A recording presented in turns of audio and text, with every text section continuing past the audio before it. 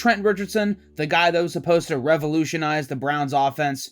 Yeah, people forget that he actually had a solid rookie season in Cleveland. The yards per carry is kind of alarming, but not as much as it was when just 2 games into his second season, he was flipped to the Indianapolis Colts for a 2014 first-round pick. The media praised the Colts' genius for getting quarterback Andrew Luck some help and laughed at the Browns for doing more Browns things. That was until Trent Richardson became a complete non-factor in Indy's offense. His vision was non-existent, his only carry in the postseason was a lost fumble, and his NFL career was over after the 2014 season. Finally did something right, trading a bust for a first-round draft pick? Genius. Now the Browns can add a new piece to their rebuild. With the 22nd pick in the 2014 NFL Draft, the Cleveland Browns select Johnny Manziel. Anyway, this next trade actually has a bit of a story to it. On March 16th, 2020, the NFL free agency period was in full swing, and we were all stuck inside thanks to the early stretch of the pandemic giving us a, quote, extra week of spring break. At 1:07 p.m., Adam Schefter broke the news that David Johnson was heading to Houston in a trade. I replied to this with, in before Hopkins goes to Arizona in the deal as a joke. The Texans wouldn't actually trade their all-pro receiver for a running back whose peak was 5 years ago, right? Well, Schefter then broke that news 13 minutes later. Everyone knew this trade was absurd in the moment. The Texans traded the best pass catcher they've had since Andre Johnson for an old running back, a second-round pick, and a swap of fourth-round picks. And then they traded their other second-round pick to get Brandon Cooks, a player of the same position as DeAndre Hopkins. Man, Bill O'Brien's GM tenure was a sight to behold. I really do hope no one took it for granted. He has the speedrun world record for demolishing a playoff roster on lock for all eternity. Honestly, looking back, Hopkins' time in Arizona is a bit of a letdown, but he still had an excellent 2020 season for the team, and they were also able to offload David Johnson's contract, which was becoming a massive albatross. O'Brien destroying Houston's present and franchise credibility led to an abysmal 2020, which led to Deshaun Watson demanding a trade out of town, and he would never play for the Texans again.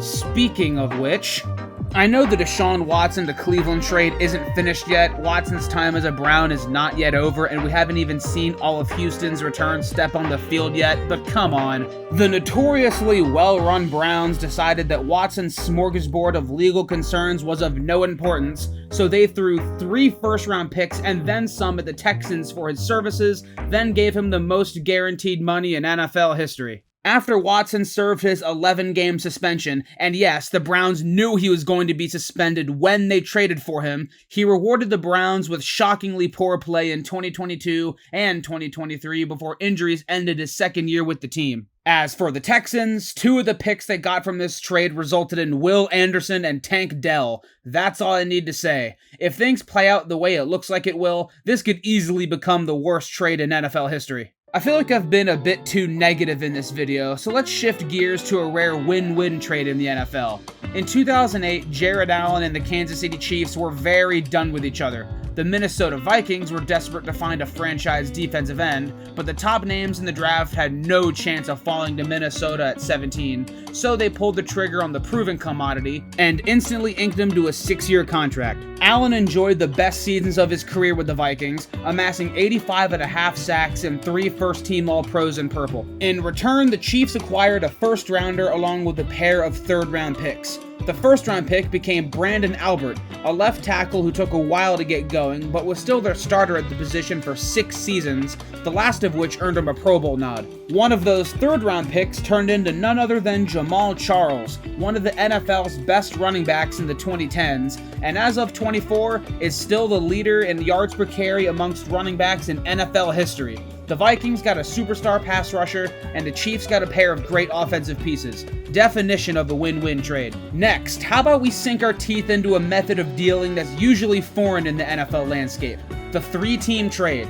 This practice is typically seen in the NBA more than other sports, but that doesn't mean a trio of clubs on the gridiron aren't willing to tinker a little bit. Eric Dickerson was the 2nd overall pick in the legendary 1983 NFL Draft, and he played like it, setting the world on fire for 4 seasons with the Los Angeles Rams, including setting the record for most rushing yards in a season. a record that still stands to this day. However, as is often the case in scenarios like these, a contract dispute cut Dickerson's time in Southern California short. Approximately 2,000 miles northeast, the middling Indianapolis Colts were desperate to acquire the piece that could get them to the next level, both in play and in recognition. With their eyes laser focused on Dickerson, they also lured the Buffalo Bills into the fray, who themselves were deep in the doldrums. On Halloween 1987, a deal was struck. This is one of only 6 trades in NFL history to feature 10 players or more, so just bear with me on this one. This might take a while. The Colts got Eric Dickerson, whom they immediately inked a new contract with. The Rams acquired running backs Owen Gill and Greg Bell, 2 first-round and 2 second-round picks in 1988, with the Colts and Bills both giving up one of each, and 1 first and second-round pick in 1989, the first from Buffalo and the second from Indianapolis. The Bills got the draft rights to linebacker Cornelius Bennett from the Colts, who struggled to agree to contract terms with them. Hopefully you understand all of that, because it's time to see exactly how this trade paid off for all 3 parties involved. The first 2.5 years of Eric Dickerson's time with the Colts was as advertised. He cracked 1,000 yards in just 9 games in 1987, and he had 2 more elite seasons with the team before injuries started to slow him down. Although getting Dickerson made the Colts more relevant, they didn't enjoy the peak of his powers for as long as they'd hoped, and for the boatload of capital they gave up, 2.5 seasons of his prime just doesn't quite cut it. It could have been a lot worse, but it's still disappointing in hindsight. As for the Bills, Cornelius Bennett was an outstanding defensive piece who enjoyed 5 Pro Bowl seasons and was a regular starter for a team that went to 4 straight Super Bowls, even making an appearance on the Hall of Fame 1990s team. The Bills did give up a lot for the guy, but that still got them a star player, and sometimes it's just that simple. Now for the complicated bit. One of the 2 running backs the Rams got in the deal, Greg Bell, had 2 great seasons for them until he left town, while Owen Gill never got a single carry as a Ram. As for the draft picks, let's just make this quick. Running back Gaston Green had 1 great season as a Bronco. With LA, he ran for less than 500 total yards. Wide receiver Aaron Cox never amounted to much and was out of the league after 1993. Linebacker Fred Strickland could have been something great, but injuries derailed most of his prime, and he left after the 1992 season. Running back Cleveland Gary had a couple of good seasons, but was gone by 1994. Linebacker Frank Stamms was out of LA after just 3 seasons. Defensive back Darrell Henley racked up 12 interceptions in his 6-year career, but never made a Pro Bowl and is now serving a 41-year prison sentence, so that's not good. And that's it. After painting the whole picture, the Rams didn't get nearly enough production to justify lowballing the most dominant running back of his generation, but at least they were able to get a couple of great individual seasons from, ironically, other running backs thanks to the trade. Los Angeles definitely didn't strike out, but when you're trading this guy away, you'd expect it to be more worth their while. There's one more trade I want to discuss in this video, and it's a draft day trade that has completely altered the course of NFL history, and there's a pretty good chance you already know what I'm referring to. In the 2017 NFL Draft, Andy Reid and the Kansas City Chiefs were enamored by Texas Tech quarterback Patrick Mahomes, so much so that they were willing to move up 17 spots to acquire his services. A trade was made with the Buffalo Bills, and the entire football landscape was changed forever. The Bills did a lot of wheeling and dealing with their picks, but long story short, the trade got them Tre'Davious White, Dion Dawkins, Tremaine Edmonds, Zay Jones, and Saron Neal. Partially in thanks to these guys, the Bills were able to go from a walking punchline to Super Bowl contenders in just a few seasons. They've made 6 of the last 7 postseasons since the trade, and are a common pick from fans to represent the AFC in the Super Bowl.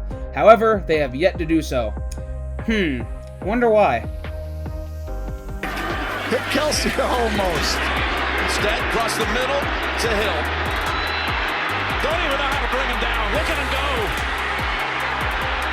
Oh, and Hill takes it to the 4. Almost got caught. Bill, 44 yards. Bass. No, he doesn't make it. Wide right. Wow. The 2 most dreaded words in Buffalo. Oh yeah, that guy. Do you really need me to lecture you on Patrick Mahomes? Like, Actually, he's not even 30 years old yet, and it's already painfully obvious that he's going to be chasing Brady's GOAT chain for the rest of his career. Yeah, considering what Buffalo did with the picks they acquired in the trade, they won, but the team they dealt with won so much harder that it's actually done irreversible damage to Bills fans' psyche. That alone knocks Buffalo's grade down a bit. Also, of all the pieces the Bills got in this trade, Dion Dawkins is the only player still on the team. Dawkins is an excellent player who will headline their offensive line for a long time, but with all those other pieces gone elsewhere, it makes you wonder if Buffalo missed their shot. They're obviously not done competing for a Super Bowl, but until they get past the boogeyman, I don't see it happening.